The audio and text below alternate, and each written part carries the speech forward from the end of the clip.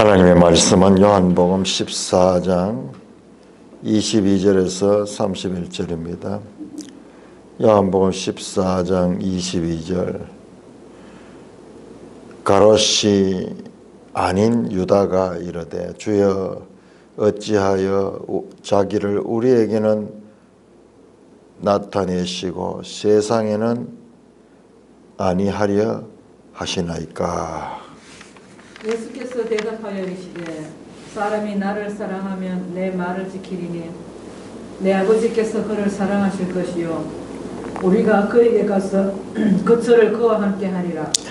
나를 사랑하지 아니하는 자는 내 말을 지키지 아니하나니 너희가 듣는 말은 내 말이 아니요 나를 보내신 아버지의 말씀이니라. 내가 아직 너희와 함께 있어서 이 말을 너희에게 하였거니와 보혜사 곧 아버지께서 내 이름으로 보내실 성령 그가 너희에게 모든 것을 가르치고 내가 너희에게 말한 모든 것을 생각나게 하리라. 평안을 너희에게 끼치노니 곧 나의 평안을 너희에게 주노라. 내가 너희에게 주는 것은 세상의 것과 같지 아니하리라. 너희는 마음에 근심하지도 말고 두려워하지도 말라. 내가 갔다가 너희에게로 온다 하는 말을 너희가 들었나니 나를 사랑하였더라면 내가 아버지께로 감을 기뻐하였으리라. 아버지는 나보다 크심이라. 이제 일이 일어나기 전에 너희에게 말한 것은 일이 일어날 때에 너희로 믿게 하려 함이라. 이후에는 내가 너희와 말을 많이 하지 아니하리니 이 세상 임금이 오겠음이라. 그러나 그는 내게 관계할 것이 없으니 오직 내가 아버지를 사랑하는 것과 아버지께서 명하신 대로 행하는 것을 세상이 알게 하려 함이로다. 일어나라 여기를 떠나자 하시니라. 하나님 아버지 은혜를 감사합니다. 오늘도 이 아침에 생명의 말씀으로 우리를 가르쳐 주시니 감사를 드립니다. 예수님 이름으로 감사하며 기도드리옵나이다. 아멘.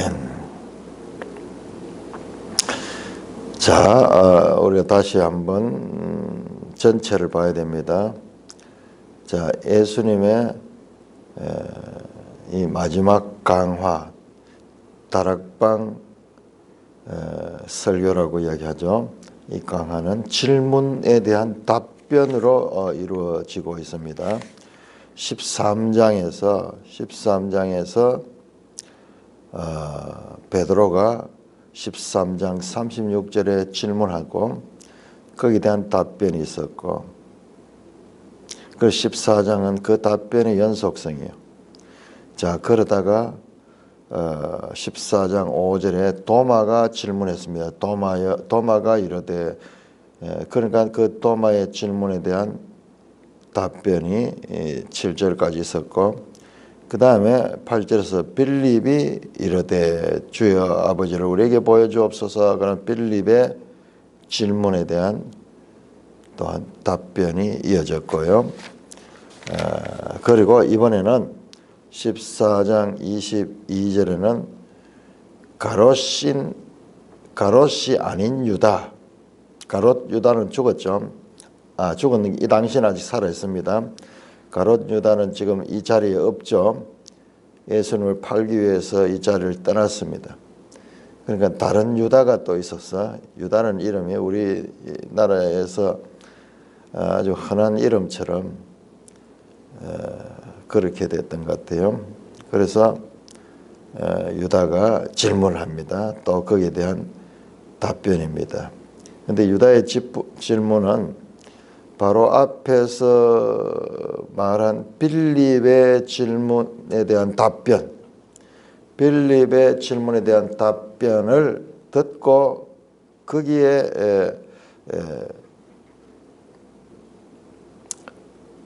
연관해서 지금 질문하는 겁니다.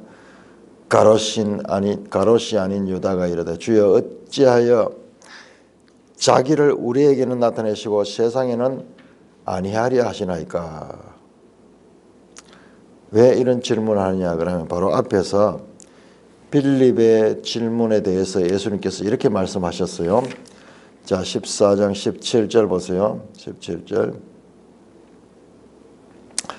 그 보혜사를 설명을 하면서 그 보혜사 그는 진리의 영인데 세상은 능히 그를 받지 못하고 이는 그를 보지도 못하고 알지도 못함이라. 그러나 너희는 그를 아나니 그는 너희와 함께 거하시며 너희 속에 계심이라.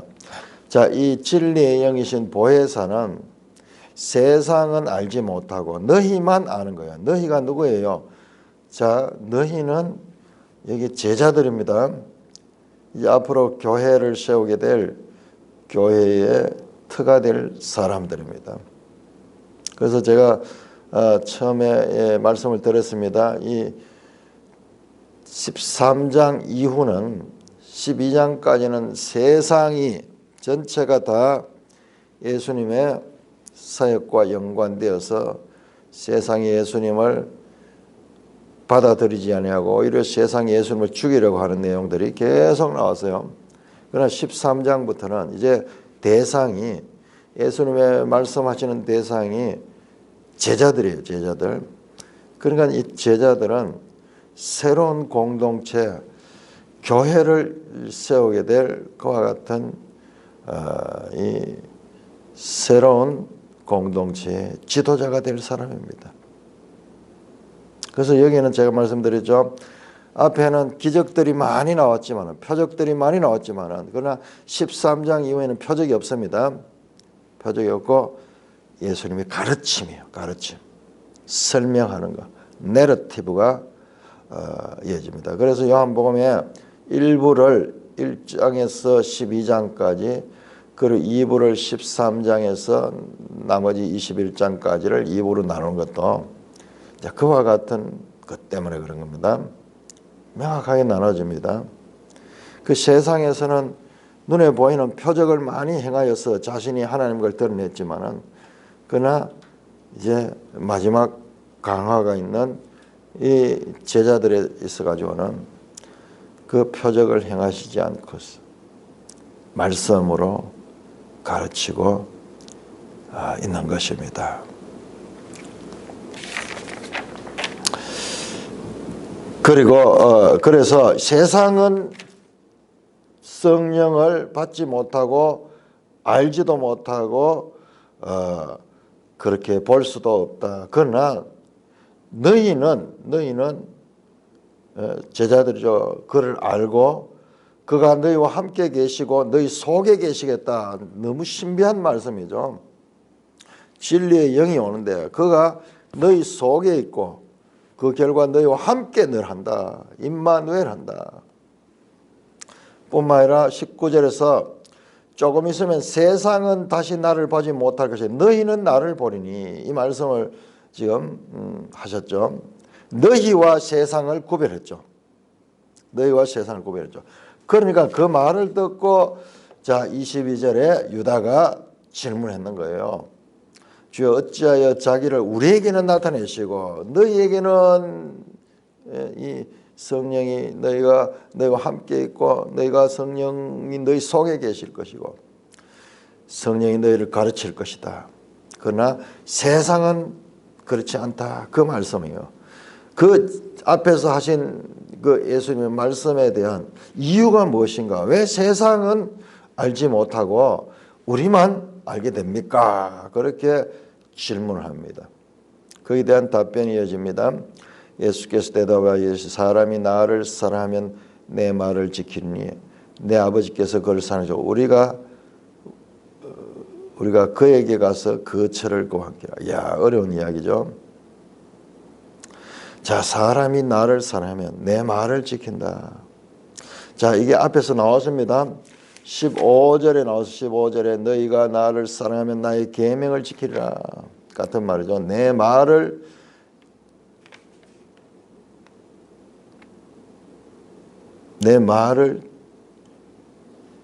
지킨다. 내 말을 지킨다. 15절에 너희가 나를 사랑하면 나의 계명을 지킨다. 같은 말이죠. 나의 계명, 그리고 여기에서 내 말이 같은 말입니다. 자, 내 말을 지키는 게 뭐예요? 앞에 나왔던 내 계명을 지킨다. 그 서로 사랑하는 거예요. 서로 사랑. 세상에서 형제들끼리, 서로 믿는 자들끼리 너희들 서로 사랑하는 거. 예수님을 사랑하는 사람이 바로 형제를 사랑하는 사람이다.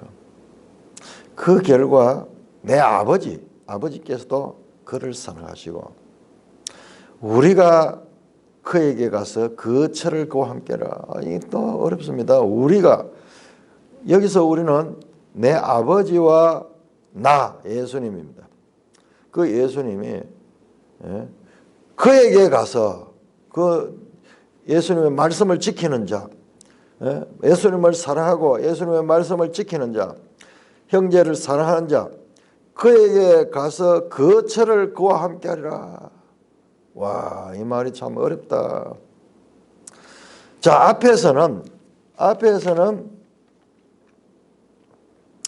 17절에 보니까는 진리의 영이 와가지고 성령이 너희와 함께 거하고 너희와 함께 거한다 하는 그 철을 너희 속에 둔다 이 말이죠. 너희 속에 계시겠다 그 말이죠.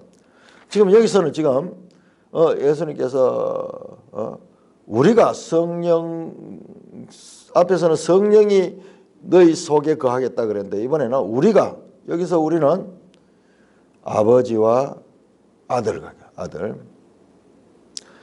그에게 가서 그 철을 그와 함께 하리라. 이야, 그러니까는 지금 이게 우리 삼위일체를 모르면은 이게 이해가 안 되는, 삼위일체가 없이는 요한복음 이해가 안 되는 거예요. 자, 성령의 내주. 자, 이거는 우리 알겠습니다. 이건 앞에서 나와서 진리의 성령이면 그가 너희와 함께하고 너희 속에 거하겠다 그랬죠. 17절이죠. 17절 14장 17절. 자, 그런데 이번에는 성령의 내주가 아니고 성부와 아버지와 그 다음에 성자 예수님이 가 내주하신다. 어디 너희 속에 거천다. 거하신다. 거처를 거기에다 거하신다. 같은 이야기잖아요. 말이 헷갈리잖아요. 앞에는 성령이 너희 속에 거한다 그러고 지금은 성부와 성자가 너희 속에 거한다 그러는데 이거는 이 전제가 되는 삼위일체에 대한 이해가 없으면은 이게 도무지 우리는 이해할 수가 없는 거예요. 생각이 우리 혼돈스러운 거예요. 우리의 어떤 이 이성적인 것으로서는 이게 수용 불가능한 거예요. 이 삼위일체를 그래서 삼위일체 교리가 만들어질 적에 요한복음에서 가장 많이 나와요. 나를 사랑하지 아니하는 자는 내 말을 지키지 아니하니. 여기 누구예요? 세상이죠. 세상. 세상은 예수님을 사랑하지 않습니다. 그리고 말씀을 지키지 않습니다. 너희가 듣는 말은 내 말이 아니요 나를 보내신 아버지의 말씀이라. 이게 지금 요한복음이 계속 아버지와 아들의 동일한 관계. 아버지와 아버지가 아들을 보내시고 아들이 하는 말은 아버지의 말이고 지금 동일하잖아요. 내 말은 나의 보내진 아버지의 말이죠. 그러니까는 예수님의 말씀을 지키지 않는 자는 예수님을 사랑하지 않을 뿐만 아니라 아버지를 사랑하지 않고 아버지의 말씀을 지키지 않는 자다. 이게 세상이에요. 세상. 딱 그 질문이죠. 우리와 22절에 우리에게 그리고 세상에는 이 두 개에 대한 그 정확한 답변이에요. 23절에 우리는 누구야? 나를 사랑하며 내 말을 지키는 자. 그러면은 그도 아버지의 사랑을 입고 우리가 그와 함께하는 그와 같은 자고, 세상은 사랑하지 않고 말을 지키지 아니하고 그렇다. 너희가 듣는 말은 내 말이 아니요 나를 보시는 아버지의 말씀이다. 하나님의 말씀이다. 자, 그렇게 답변합니다. 내가 아직 너희와 함께 있어서 이 말을 너희에게 하노라. 아직이라는 말은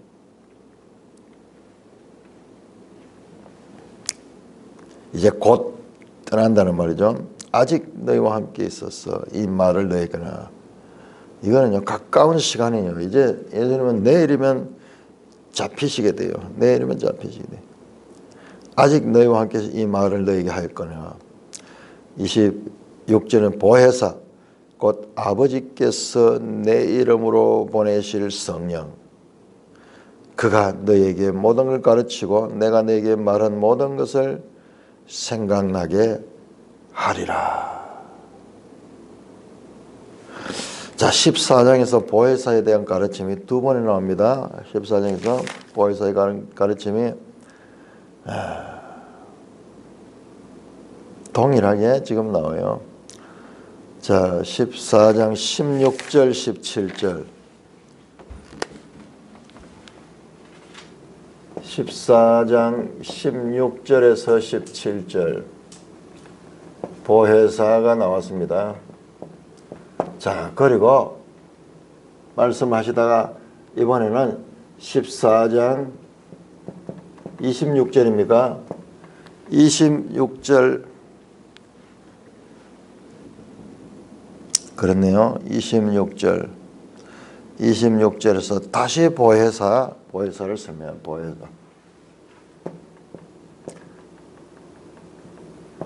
자, 이 보혜사가 무엇이길래 여기서 그렇게 가르치는가? 이 내용을 자세히 보면요. 자, 처음에 예수님이 가신다 그래요. 가셨다가 오신다 그래요. 오신다. 그 사이에 여기 첫 번째 보혜사에 관한 이야기, 두 번째 보혜사에 관한 이야기가 여기 들어있고, 또 가시다가 오신다 한 소리에 그 사이에 또 이게 들어있어요. 그러니까 이 보혜사는 누구냐 그러면 예수님이 가신 후에 오시는 분이에요. 오시는 분. 그런데 그분이 예수님의 가르침과 예수님의 하셨던 사역들을 그대로 이어져 갈 뿐이에요.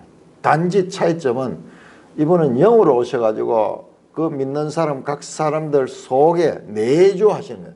예수님은 내주하지 않으셨죠. 육체로 오신 예수님은 내주하시지는 않았습니다. 밖에 계셨습니다만, 그러나 가신 후에는 이 보혜사가 온다. 두 번이나 강조하면서 지금 이 보혜사에 대해서 설명하는 거예요. 그러니까 생소하죠.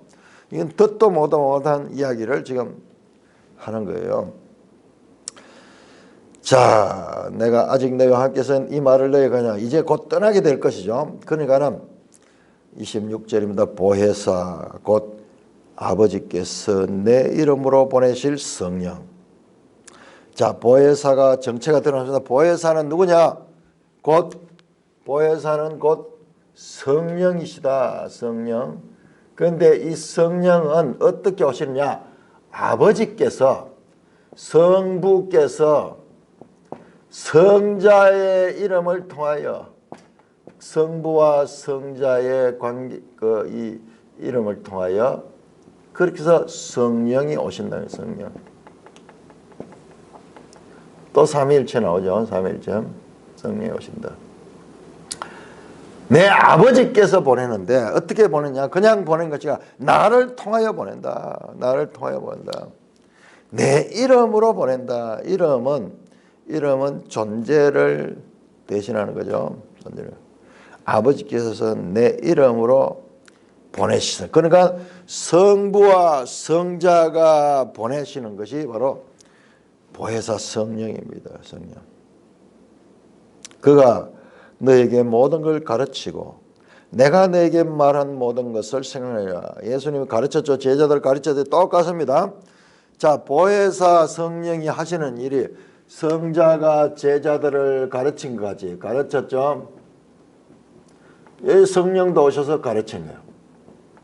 그리고 예수님의 말씀을 성령이 이 말씀을 이해할 수 있도록, 깨달을 수 있도록 그렇게 생각나게 하고 가르치는 거예요. 오늘 앞에서 예수님이 제자들을 가르치는 걸 많이 봤습니다. 그런데 성령도 동일하게 가르치시는 분입니다. 자, 16장 14절. 그가 내 영광, 성령에 대해서 이야기합니다. 성령에 내 것을 가지고 너에게 알릴 것이다.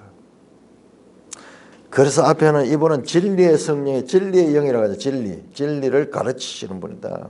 진리가 가지고. 그러니까 자, 보혜사가 하는 역할이 예수님과 그 다음에 보혜사가 하는 역할이 같이 이어지는 거예요. 예수님의 육신의 예수님은 지금 떠나시지만은 보혜사가 예수님을 떠나는 거예요. 자, 여기에다가요, 보혜사 예수거든요. 이런 말을 처음 들어볼 거예요. 예수님은 보혜사예요. 보혜사 예수입니다. 그러니까 이래 보면 쉬워요. 보혜사 예수님이 떠나시고 나면 보혜사 성령님이 예수님의 일을 하는 거예요. 자, 예수님이 어떻게 해서 보혜사냐? 그런 말이 성경에 어디 있냐? 자, 우리 한번 찾아볼까요? 요한 1서 앞에서 이야기했죠. 지금 오시는 보혜사는 다른 보혜사다. 그러면 원보혜사가 있다. 그 원보혜사가 누구냐? 2장 1절입니다. 요한 1서 2장 1절. 나의 자녀들아, 내가 이것을 너에게 쓰므로 너희로 죄를 범하지 않게 하려면, 만일 누가 죄를 범하여도 아버지 앞에서, 자, 성부 나오죠. 아버지 앞에서 우리에게 대언자가 있으니 곧 의로우신 예수 그리스도라 할 때, 여기서 이 대언자라는 말에 제가 가진 성경에는 3번 이렇게 표시되어 있어가지고 따로 줄을 달았어요. 대언자 또는 보혜사. 예수님이 보혜사입니다. 예수님이 첫 번째 보혜사, 그 다음에 성령님이, 보혜사 성령은 두 번째 보혜사예요. 자, 이렇게 알면은, 그러니 예수님이 하신 일들을 육신을 입고 온 보혜사 예수는 떠나셨지만은, 이제 아버지께로 돌아가셨지만은, 이제 보혜사 성령이 땅에 계시면서 예수님이 그 갈릴리 또는 이 예루살렘, 이 가나안 지역에서 행하셨던 그 일들을 온 세상에서 하시는 거예요. 그러니까는 예수님보다도 더 넓은 반경에서 많은 사람들에게 그렇게 일하실 분이 바로 성령인 거예요. 이게 하나님의 구속사의 경륜에서 오시는 구원 계시의 발전 상태. 이분이 와서 가르치니까는 이게 이제 땅끝까지 복음이 전파되는 거죠. 땅끝까지.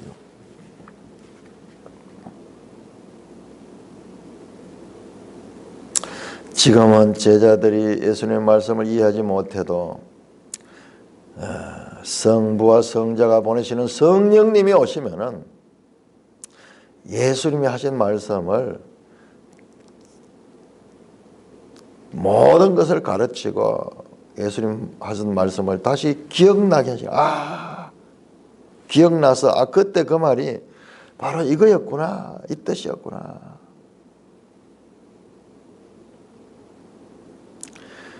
그 성령님, 보혜사 성령님은 제자들에게 내주하며 속에 계시면서 이 말씀들을 깨닫게 하신다. 그 말. 그러니까 예수님은 떠나시는 것이 하나님의 경륜에서 만난 것이고, 그리고 이어서 보혜사가 오시는 게 하나님의 구원 역사의 지금 발전적인 단계예요. 성부 시대, 성자 시대, 성령 시대로 이어지며 삼일체 하나님이 구원의 역사를 완성시켜 가시는 지금 위대한 것 같은 사역의 새로운 패러다임의 시대가 오고 있는 거예요. 자, 그렇게 말씀하니까는 그런 다음에 27절이죠. 평안을 너에게 끼치노니 곧 나의 평안을 너에게 주노라. 내가 너에게 주는 것은 세상이 주는 것 같지 않으니 너희는 마음에 근심하지도 말라. 두려워하지도 말라. 내가 갔다가 너에게로 온다 하는 말을 너희 대신 나를 사랑했으면 내가 아버지를 감을 기뻐하였으라. 아버지는 나와 가. 자, 보세요. 이제 결론이에요. 14장의 결론입니다. 자, 우리 요한복음 다락방 강화를 제가 다락방 강화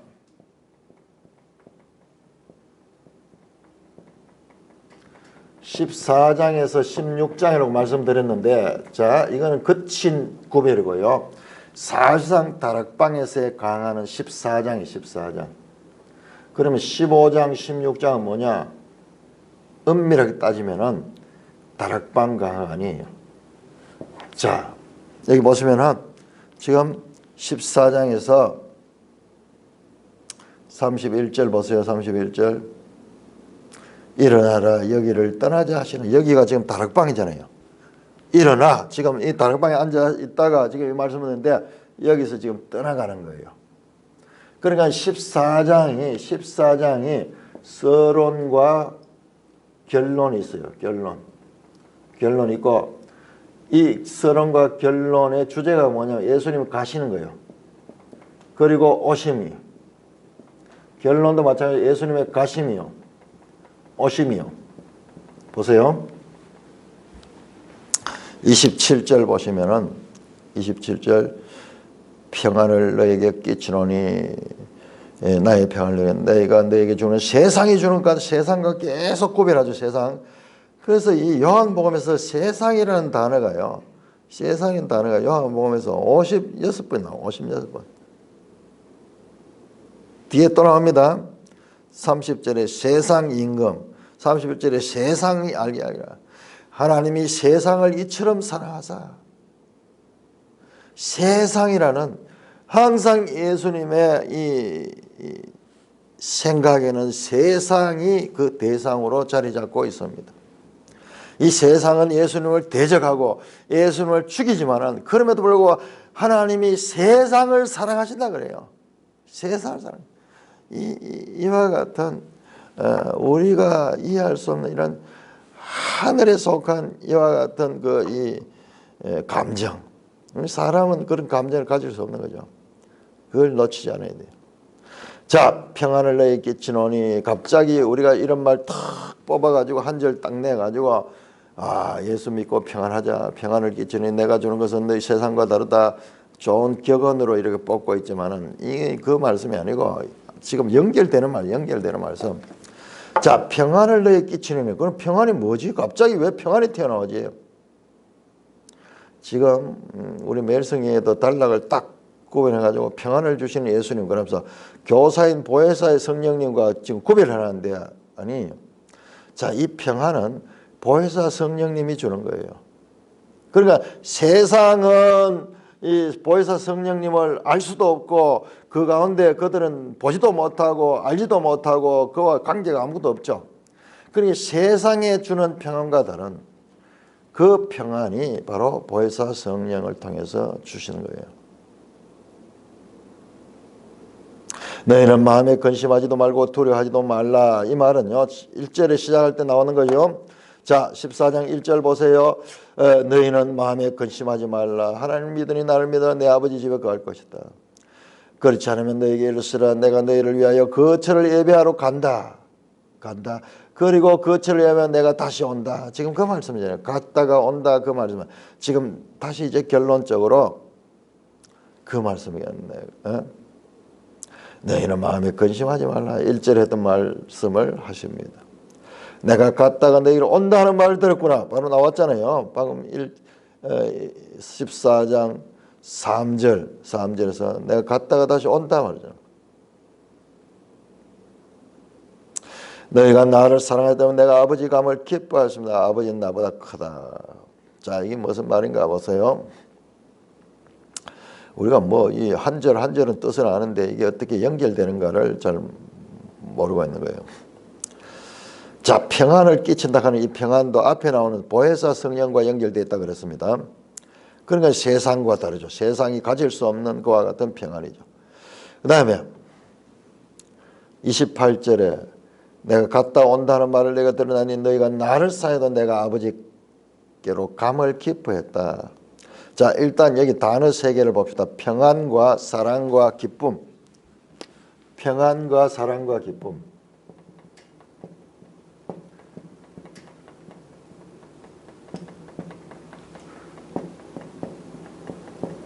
평안과 사랑과 기쁨. 자, 이게 어떻게 연결되는가 보세요. 그냥 우리 생각에는 그냥 좋은 격언처럼 생각하는데 그게 아니고 지금 앞에 나왔죠. 이 평안은 어디에서 오는 거야? 보혜사 성령에서. 보혜사 성령. 보혜사 성령이 너희 속에 내주하게 되면 너희가 평안을 가지는 거야. 세상은 알지도 못하고 세상이 가질 수 없는 평안을 가지게 되는 거야. 보혜사 성령이 오셨대요. 그리고 보혜사 성령이 오면은 너희가 나를 사랑하고 그 다음에 너희는 큰 기쁨을 누리게 된다. 성령의 결과예요. 성령의 결과. 자, 이게 뭐냐? 이게 바로 사도 바울이 말씀했던 성령의 열매입니다. 열매. 화평이에요. 같은 단어입니다. 화평. 사랑. 그리고 기쁨. 이게 희락으로 번역이 돼서 희락. 그건 같은 성경인데 번역인데 지금 같은 단어를 여기는 기쁨이라고 여기는 희락이라고 하고 여기는 평안이라고 화평이라고 그러기 더 헷갈리죠. 그런데 놀라운 것은요. 이게 누구예요? 이게 갈라디아 5장 22절에 나오잖아요. 갈라디아 성령의 열매 나오잖아요. 누구예요? 바울이 했잖아요. 바울.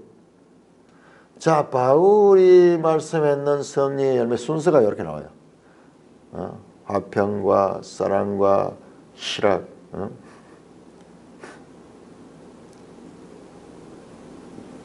예수님이 가르치는 거가 지금 동일해요.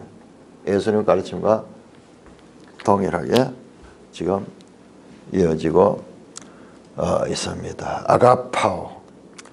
평안은 에이레네. 성령의 열매에서 에이레네 화평이에요. 화평. 그 다음에 아가파오는 마찬가지로 사랑이고 그 다음에 기뻐하다. 카이로 희락입니다. 희락. 성령의 열매인 사랑과 희락과 화평. 여기에 관한 바울의 가르침과 지금 예수님의 말씀 또 사도 요한이 기록한 말씀이 지금 일치하는 거예요. 자, 보혜사 성령이 오시면 너희가 이와 같이 내가 떠나기 때문에 너희가 불안하고 두려운 가운데 있지만 너는 근심할 거 없다. 왜? 내가 갔다가 돌아올 것이며 또한 너희가 나를 사랑 아버지께로 감을 기뻐했으라. 오히려 기쁘다. 왜? 아니 예수님이 떠나가 넘는데 왜 기쁘냐? 왜 기쁘냐? 이 보혜사 성령이 오시니까요. 그리고 이분이 오시면은 내가 하는 것보다도 더 유익하게 되는 거예요. 더 유익하게 되고 더 준다. 자, 거기 보세요. 왜 기뻐하느냐? 아버지는 나보다 크십니다. 예수님이 아버지께로 가시잖아요. 그러면 아버지께서 예수님과 더불어 성령을 보내주는데 더 크시다 하는 말은 그냥 크다는 뜻도 있지만은 더 온전하시고 더 지혜로우시고 더 좋으신 분이다. 그러므로 예수님이 떠나는 것이 슬픔이 아니고 예수님이 떠나면 이제 이 세상이 어두워지는 것이 아니라 예수님이 떠난 이후에도 더 크신 아버지의 사랑이 역사해서 보혜사 성령이 가서 일하시기 때문에 더 좋은 것이다. 이게 바로 하나님의 구원을 이루는 것이다. 구원의 발전적 과정이다. 그러니까는 너희는 근심하지 말고 고아와 같이 내버려 두지 아니한다. 오히려 내가 이제 아버지께로 감을 너희가 기뻐해야 한다. 왜? 나는 지금 굴욕적인 삶을 살고 있다. 하나님이 사람이 돼가지고 비하된 그런 비천한 이 사람의 모습을 살고 있지만 이제 본 모습으로 돌아가. 그리고 내가 가서 아버지께 말해서 성령 하나님이 이 세상에 오게 되니까, 그러니까 이 세상은 이제 더 발전하게 될 것이다. 구원에 있어서도 한 단계 더 업그레이드된 세월이 온다. 그러니까 이건 슬픈 일이 아니야. 슬픈 일이 아니야. 이거는 정말 하나님의 구원의 뜻을 이루는 거야. 그렇게 말씀합니다. 자, 29절. 이제 일이 일어나기 전에 너에게 말하는 것은 일이 일어날 때 너희로 믿게 하려 함이라. 자, 이 말씀은 13장에서 나왔습니다. 자, 13장 다시 한번 볼까요? 13장 19절 13장 지금부터 일이 일어나기 전에 미리 너에게 일러두면 일이 일어날 때 내가 그인 줄 너희가 믿게 하려 함이라. 이게 뭐냐? 여기서 일은요, 예수님이 십자가에 달리는 일이에요. 예수님이 십자가에 달려 돌아가시는 거예요.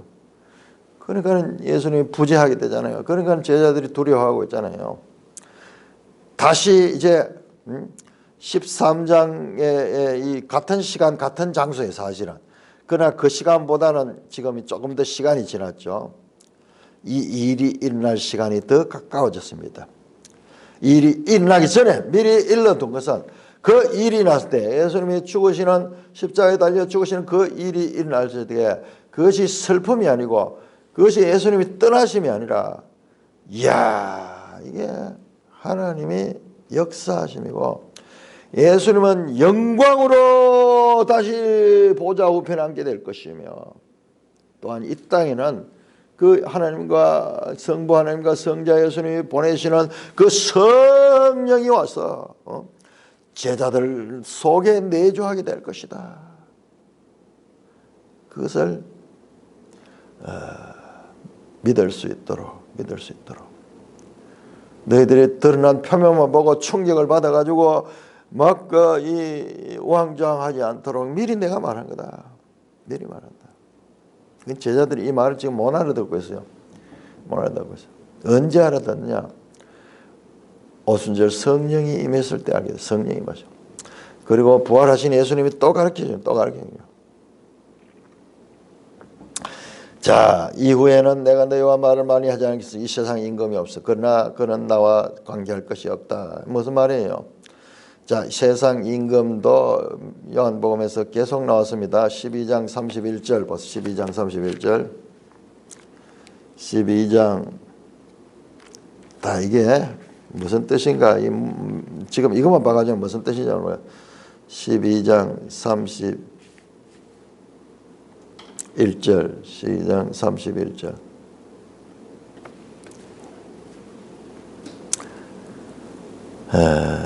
12장 31절에 아니고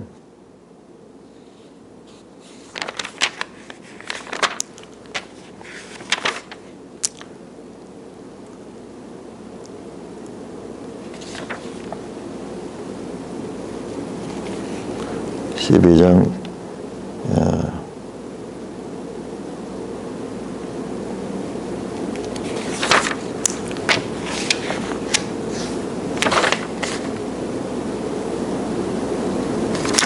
12장이죠. 13장 편. 12장 31절 12장 31절 이제 이 세상에 대한 심판이 있으니, 지금 예수님의 지금 헬라인이 예수님을 찾아왔을 때, 그때 이제 예수님은 이제 십자가 달릴 때가 됐다는 것을 아실 때예요. 그 사건이. 그래서 이제 이 세상에 대한 심판이 있으니 이 세상 임금이 쫓겨나리라 말이에요. 쫓겨나리라. 자신이 죽는데 어떻게 해서 쫓겨난다? 그 설명하고 있잖아요. 32절에 내가 땅에 들면 모든 사람을 내게로 이끌겠다 하시니, 십자가에 달리면 사람들이 자기가 온다는 거예요.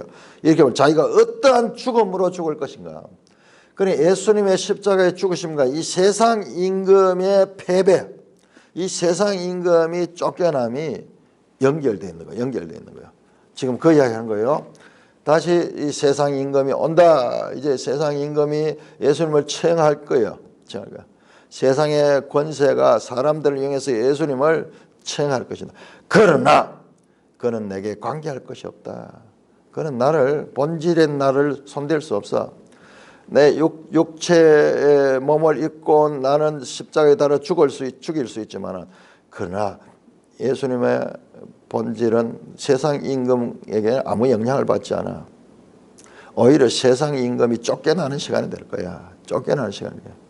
그 권세가 파괴되는 시간이 될 거야. 왜? 예수님 부활하신가? 부활하시는가? 세상 임금의 권세를 벗어나 버리잖아요. 이후에는 너희와 말을 맞으니 이 세상 임금이 와서 나를 죽일 거야. 나는 이 세상에서 너희와는 이제는 작별하게 될 거야. 이제 꼭 그렇게 보세요. 부활해서 제사들을 또 만납니다. 부활해서 40일 동안 만나죠. 그러니까는 지금 그 배경이 지금 깔려 있는 거예요. 오직 내가 아버지를 사랑한 것과 아버지께서 명하신 행것은 세상에 알려. 자, 이 모든 것들은 내가 아버지를 사랑하고 그리고 아버지께서 말씀하신 대로 행하는 것을 이 사건을 통해서 세상에게 알리는 그런 일이다. 십자가의 죽으심은 이 세상에 예수님의 하나님과 사랑의 관계가 있고 또한 철저하게 아버지의 명령에 순종했다는 것을 세상에 알게 하는 것이 바로 십자가다. 십자가다. 그렇게 말씀하시고 일어나라 여기를 떠나자 하시니라. 그래서 여기를 떠납니다. 장소를 이동합니다. 장소가 그 다음 장소가 어디로 가느냐 그러면 18장이가 18장 한번 볼까요? 18장 1절 16장 17장까지 계속 예수님 말씀하시는데 장소 이동은 구체적으로 일어나서 떠나는 거죠. 자, 18장 1절 예수께서 이 말씀하시고 제자들에게 기드론 시내 건너편으로 가시니 다락방에서 나와서 기드론 시내가를 지나가지고 거기 감람산으로 갔죠. 감람산 쪽으로 겟세마네 쪽으로 그렇게 가시는 장면을. 그러니까 다락방에서 최후의 만찬장에서 식사를 하시고 장소를 옮겨가지고 밤에 이제 이 기드론 시내를 건너가 감람산으로 가시고 있는 장면입니다. 자, 그러면은 그 긴 말씀은 어디서 했는가? 15장, 16장, 17장 이 긴 말씀은 어디서 했는가? 그것이 참으로 이해할 수 없는 것이에요. 그래서 그냥 이 14장, 15장, 16장을 다락방 강하라 그랬는 거예요. 사실은 아니에요. 14장이 다락방이에요. 그러면 15장, 16장 뭐냐? 다락방에서 출발해서 기드론 시내로, 그러니까 이게 감람산입니다. 기드론은 골짜기고 그 골짜기를 지나면 이제 감람산으로 가죠. 감람산으로 가는 도중에 길을 가시면서 말씀했는 것 같아요. 예수님은 늘 그렇게 했잖아요. 복음서에도 보면은 늘 길 가시면서 제자들을 많이 가르쳤잖아요. 그런데 가르침의 내용은 연속되는 거예요. 왜 다락방 강하라고 하느냐? 이게 주제가 같아요. 주제가 뭐냐? 보혜사 성령이에요. 보혜사 성령. 내가 가면은 보혜사 성령이 온다. 이걸 얼마나 강조를 하는지 몰라요. 이걸 가르친 거예요. 그래서 이 14장, 15장, 16장이 그렇게 중요한 장이에요. 우리가 이 부분을 예수님부터 정확하게 잘 배워야지, 잘 배워야 되는 것입니다. 자, 우리 14장 18절 다시 한번 봅시다. 18절에 내가 너희를 고아와 같이 버려두지 않고 너희에게로 온다. 이 말이 뭐냐? 이것은 뭐 부활을 가리킨다. 뭐 그런 것임을 말씀했지만요. 부활뿐만 아니라 성령이 보혜사 성령이 오는 거예요. 그게 뭐냐? 이 세 분이 한 분이야. 삼위일체를 모르면 이해가 안 돼요. 이 세 분이 성령을 통하여서 내가 온다 그래서 성령을 통해서 그러니 성령은 누구냐? 하나님의 영이시며 성령은 예수님의 영이에요. 예수님의 영.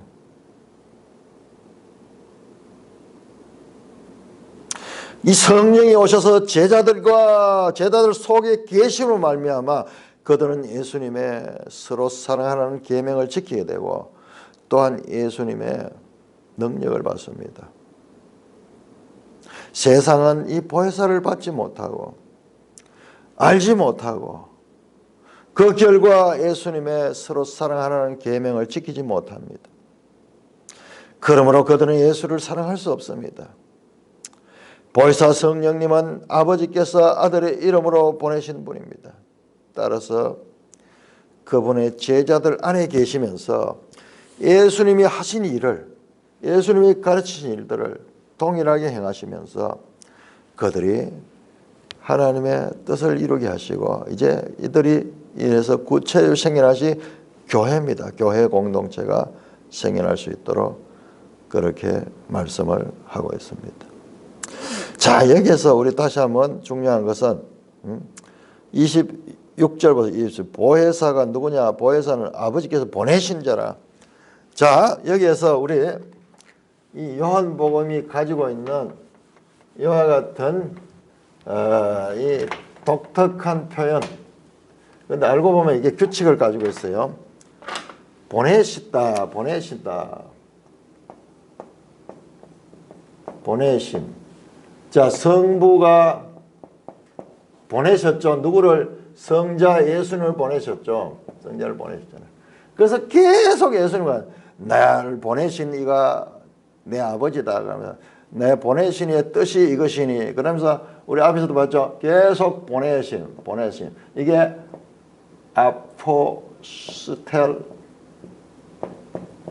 아포스텔로예요. 보내시는 거예요. 자, 그런데 성부와 성자가 보내십니다.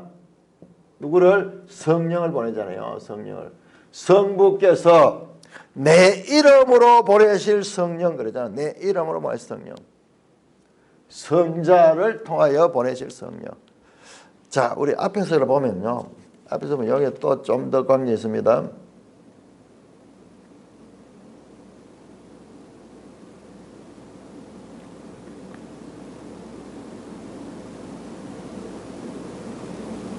자, 보세요. 14장 16절 보면은 자, 성령이 어떻게 오시는가? 자, 성부 성자 나오죠. 그런데 더 엄밀하게 보면요. 성자 예수님이 성부에게 요청합니다. 내가 내 아버지께 구하겠으니 그 구하는 것은 성자가 아버지에게 성령을 구했는데 그래서 성부께서 성자를 통하여 성령님을 보내신 성령님을 보내신 아포스텔로에. 지금 요한복음에서 이 보내심, 성부는 성자를 보내고 성부와 성자는 성령을 보내시고, 그래서 이게 궁극적으로는요. 여기서 뭐가 나오는 사도가 여기 나와요. 사도가 누구예요? 사도 보내심을 받은 자래. 보내심을 받은 자. 이 성령을 통해서요. 이 성령, 성부, 성자, 성령 이 삼위일체 이 세 분을 통하여 보내심을 받은 자가 사도예요. 사도가 아포스톨로스예요.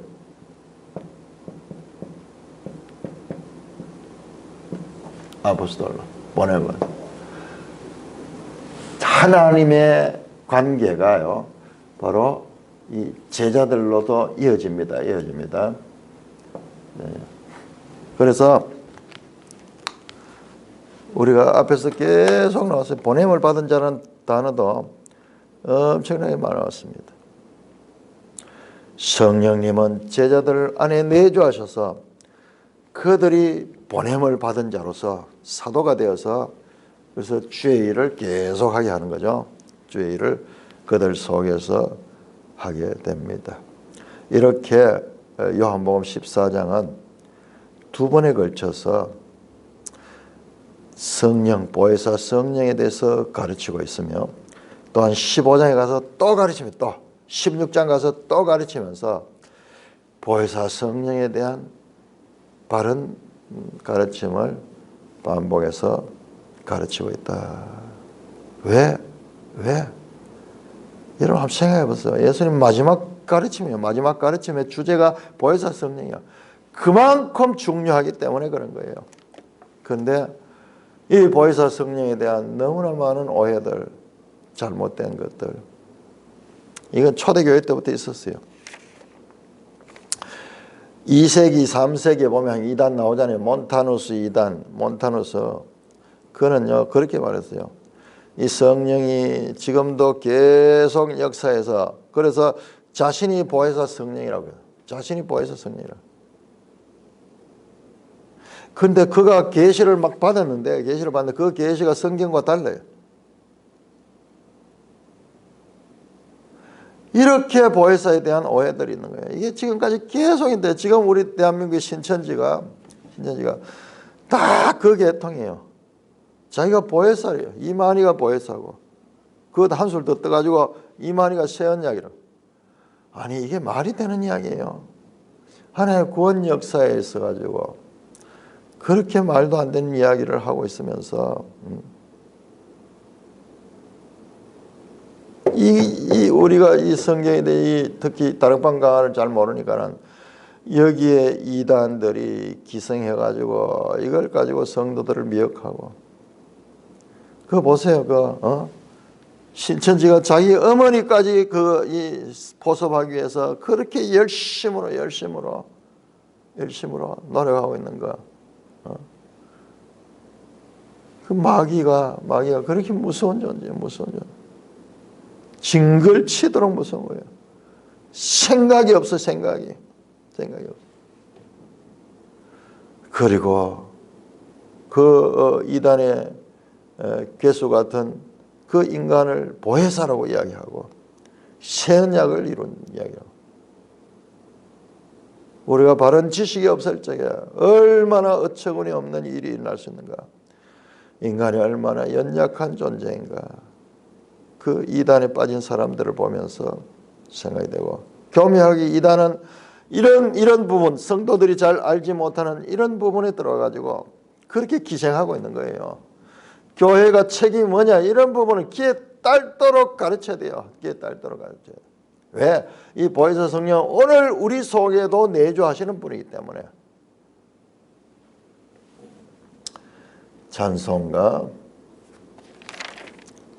375장입니다.